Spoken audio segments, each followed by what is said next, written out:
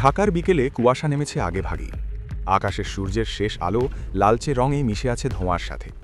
গাবতলীর দিকে ভিড় জমেছে। কেউ অফিস থেকে ফিরছে, কেউ চায়ের দোকানে বসে রাজনীতি আলোচনা করছে।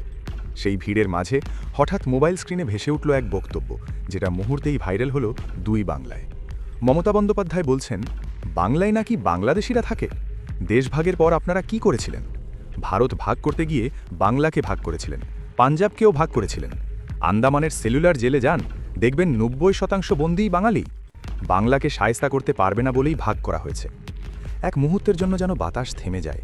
বক্তব্যটা কেবল রাজনৈতিক নয়, এক জাতির গোপন ইতিহাসের দরজা খুলে দিল হঠাৎ। চায়ের দোকানের বৃদ্ধ মুক্তিযোদ্ধা আসতে বলেন, এই কথাটা এতদিন কেউ বলল? এ যেন কোনো বক্তৃতা নয়, এ যেন ইতিহাসের গোপন গহ্বর থেকে ভেসে ওঠার স্বীকৃতি। মমতার বক্তব্যকে বোঝার জন্য ৭১-এ নয়, ফিরতে হয় ৪৭-এ। সেই বছর ব্রিটিশরা চলে গেলেও রেখে গেল এক দগদগে ক্ষত, ভাগ। ইতিহাসের নথি বলছে, বাংলাকে ভাগ করা হয়েছিল ধর্মীয় কারণে নয়, বরং শাসনের সুবিধার জন্য।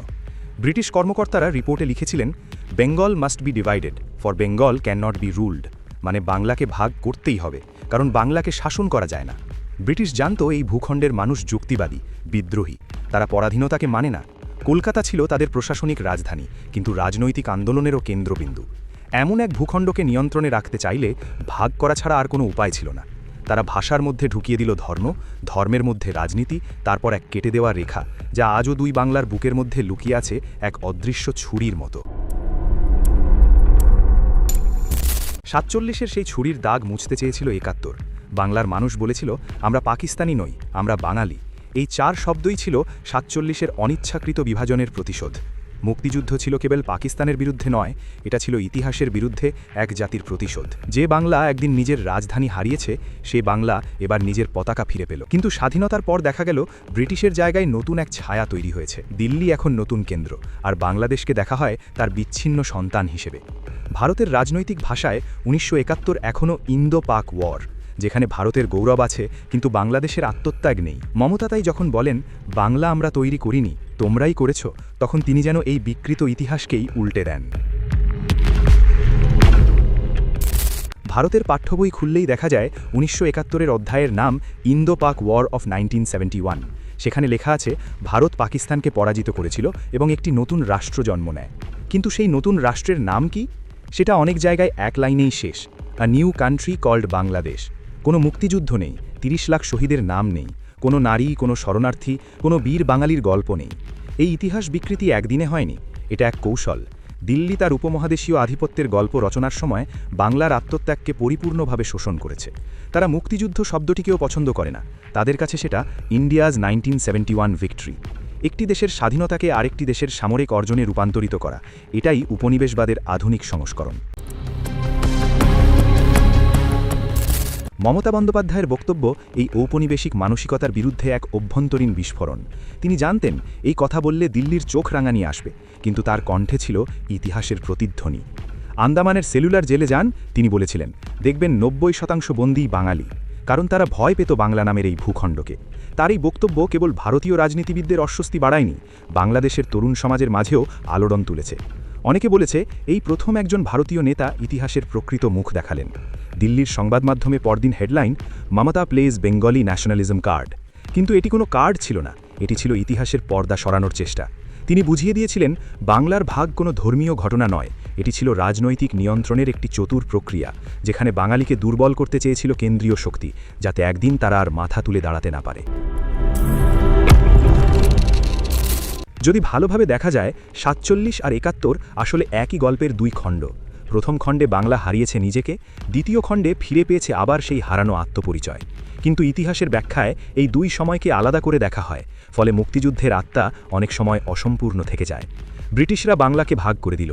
১৯৭১ সালে দিল্লি সেই বিভাজনের সুবিধাভোগী হয়ে উঠল, কারণ স্বাধীন বাংলাদেশের জন্মের পর ভারত চাইল এই নতুন রাষ্ট্র থাকবে তাদের প্রভাব বলয়ের ভেতরে, যেখানে বন্ধুত্ব মানে নির্ভরতা আর কৃতজ্ঞতা মানে নীরবতা। এ কারণেই যখন মোদি বা রাহুল গান্ধী বিজয় দিবসে বক্তব্য দেন আর সেখানে বাংলাদেশ শব্দটি উচ্চারণ করেন না, তখন কেউ প্রতিবাদ করেন, কারণ ইতিহাস বিকৃত হয়েছে, কিন্তু আমাদের মস্তিষ্কে তার প্রতিরোধ গড়ে ওঠেনি। আজও যখন বাংলাদেশ তার অর্থনৈতিক সাফল্য বা প্রযুক্তিগত অগ্রগতি নিয়ে গর্ব করে, দিল্লি সেটাকে ভারতের আশীর্বাদ হিসেবে দেখে। এই মানসিকতা শুধু অহংকার নয়, এটি ঔপনিবেশিক মানসিকতার ধারাবাহিকতা। তবুও ইতিহাস কখনো পুরোপুরি চাপা পড়ে না। প্রতিবার কেউ যখন সত্য উচ্চারণ করে, সে যেন নতুন এক জাতির ঘুম ভাঙিয়ে দেয়। মমতা বন্দ্যোপাধ্যায়ের বক্তব্য তেমনই এক জাগরণ। তিনি রাজনীতি করেন ঠিকই, কিন্তু তার কণ্ঠে সেদিন ইতিহাস কথা বলেছে। তিনি যেন স্মরণ করিয়ে দিলেন, বাংলাকে শাসন করা যায় না, বাংলা শুধু জেগে ওঠে যখন তাকে দমিয়ে রাখতে চাওয়া হয়। এই প্রজন্ম আর ভীত নয়। ঢাকা, কলকাতা, সিলেট, কৃষ্ণনগর, দুই বাংলার তরুণরা এখন ইতিহাসকে নতুনভাবে পড়ে। তারা বোঝে, স্বাধীনতা মানে কেবল ভূখণ্ড নয়, এটা আত্মমর্যাদার প্রশ্ন। সামাজিক মাধ্যমে ভাইরাল সেই ভিডিওর নিচে এক তরুণ লিখেছিল, মমতা যা বললেন সেটা কেবল পশ্চিমবঙ্গের জন্য নয়, এটা গোটা বাঙালির সত্য। আরেকজন লিখল, 47-এ ভাগ করেছিল ব্রিটিশরা, 71-এ শৃঙ্খল ছিড়িয়েছিল বাংলাদেশ, এখন সময় ইতিহাসের আত্মাকে মুক্ত করার। এই জাগরণ নিঃশব্দ নয়, এটি ধীরে ধীরে ছড়িয়ে পড়ছে চায়ের দোকান থেকে বিশ্ববিদ্যালয় ক্যাম্পাস, ফেসবুক পোস্ট থেকে রাতের আলোচনা পর্যন্ত। তারা এখন আর বিজয় দিবস মানে শুধু যুদ্ধের জয় হিসেবে দেখে না, তারা দেখতে চায় ইতিহাসের মুক্তির জয়। ভোর হয়েছে, নদীর ওপর পাতলা কুয়াশা, বাতাসে শিশিরের গন্ধ। এক বৃদ্ধ জেলে জাল ফেলছে, পাশে ছোট্ট এক শিশু। শিশুটি বলে, দাদু, বাংলা কি সত্যি ভাগ হয়ে গেছে? জেলে জাল টেনে বলে, মানচিত্রে ভাগ, মনে নয়। নদীর পানি দুই তীরে, কিন্তু রং তো এক। দূরে আজানের সুর ভেসে আসে, আর সূর্যের আলো পড়ে জলের ওপরে। বৃদ্ধ চোখ বন্ধ করে বলে, বাংলাকে শাসন করা যায় না, বাংলা শুধু জেগে ওঠে প্রজন্ম থেকে প্রজন্মে। রোদ উঠতে থাকে ধীরে ধীরে। নদীর জলে তার প্রতিফলন যেন ইতিহাসের আয়না, যেখানে দেখা যায় সব মুখ, 47-এর কান্না, 71-এর রক্ত, আর আজকের তরুণ প্রজন্মের জেগে ওঠা মুখ। কেউ জানে না ভবিষ্যৎ কোথায় যাবে, কিন্তু সূর্যের আলোর মতো নিশ্চিত এক সত্য বেঁচে থাকে, বাংলাকে শাসন করা যায় না, বাংলা শুধু জেগে ওঠে প্রজন্ম থেকে প্রজন্মে।